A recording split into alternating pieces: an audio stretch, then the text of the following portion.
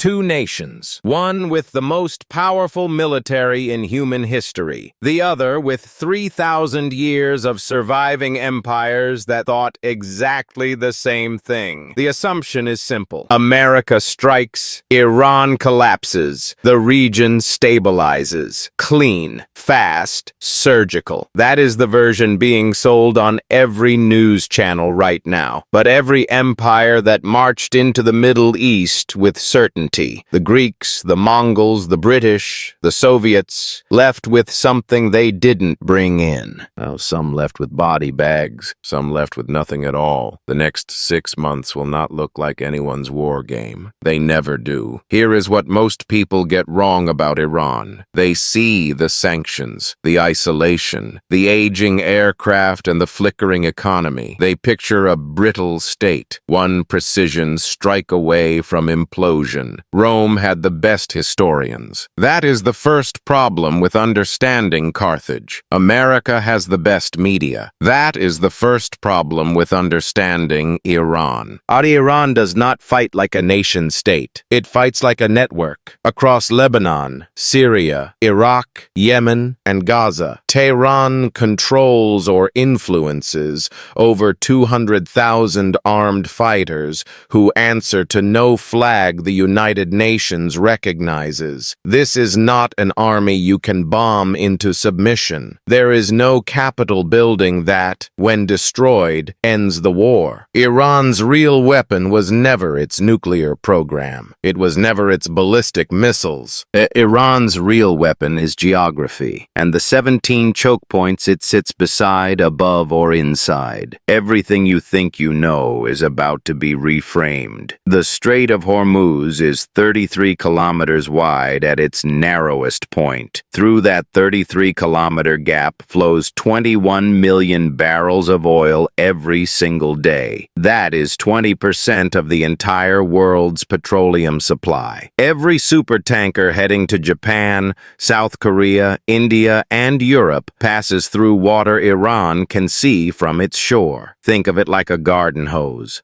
You don't need to cut the hose, you just need to stand on it. Iran's anti-ship missile arsenal, the Noor, the College Fars, the Qadr, has a confirmed operational range between 120 and 300 kilometers. The College Fars is a ballistic anti-ship missile. It descends at hypersonic speed from above. Current U.S. Navy close-in defense systems have a response window of approximately 2.4 seconds. Compare that to the Falklands War, 1982. Argentina hit HMS Sheffield with a single Exocet missile, subsonic, and outdated by today's standards, and sank it. Britain's navy was never the same again. Iran has 3,000 kilometers of coastline. It has underground naval bases drilled directly into mountain rock. It has swarm drone technology that NATO has not yet developed a reliable counter for. This weapon is not a missile. It is not a drone. This weapon is a closed sea, and Iran holds the lock. The first strike does not come from an aircraft carrier. It comes from a fishing vessel in the Gulf of Oman at 0300 hours. No flag, no uniform. A drone the size of a suitcase disappears into the dark and finds the hull of a tanker registered in the Cayman Islands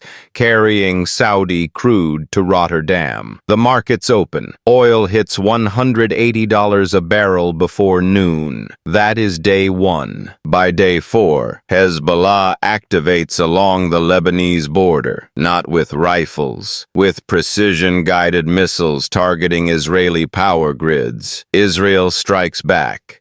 Syria opens its airspace to Iranian drones. Jordan seals its borders. The U.S. Fifth Fleet moves into position. Iran does not engage the fleet directly. It doesn't have to. Its proxies are already bleeding 3 countries simultaneously while Tehran sits and watches the world demand a ceasefire. American commanders are now fighting a war with no front line, no uniform enemy, and no single target that ends it. On the ground, the soldiers are not praying for victory. They are praying for clarity, because nobody can tell them where the war actually is. The formation holds. Then the second tanker sinks. Then the third. If this is the kind of history nobody taught you, the next video goes even deeper. Continue watching. But here is what the history books will never tell you about this war. The country most likely to collapse first is not Iran. It is not even a country currently firing a single shot. It is Pakistan. 180 million people living below the poverty line. A government held together with debt, military pressure, and IMF loans, denominated in dollars. When oil hits $180 a barrel,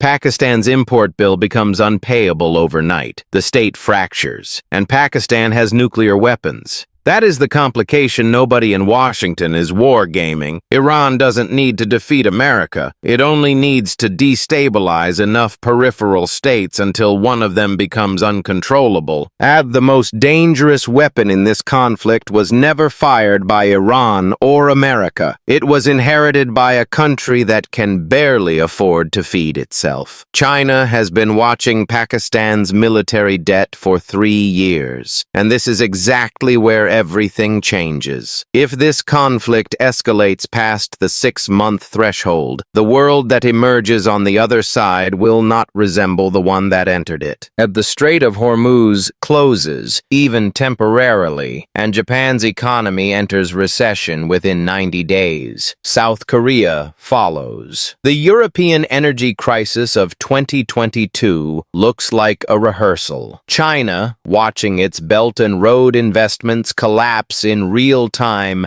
faces a decision it has avoided for 30 years. Intervene militarily, or watch its entire Pacific economic strategy dissolve. Russia, already embedded in Syria, finds itself with direct leverage over every ceasefire negotiation. It will not give that leverage away cheaply. The United Nations was built for a world of nation-states. This war has no nation-state logic.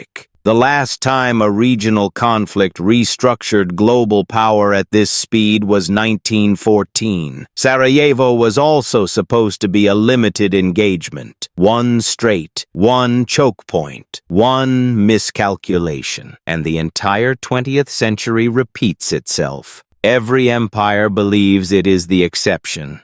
Rome believed it. Britain believed it. As the Soviet Union believed it 3 weeks before it stopped existing. The Iran-America conflict is not a story about missiles or oil or nuclear enrichment. It is a story about two powers who have both already decided they cannot afford to lose and have not yet asked who pays the price when neither side wins. The next video covers the one country both Iran and America are secretly negotiating through. Neither side will admit it.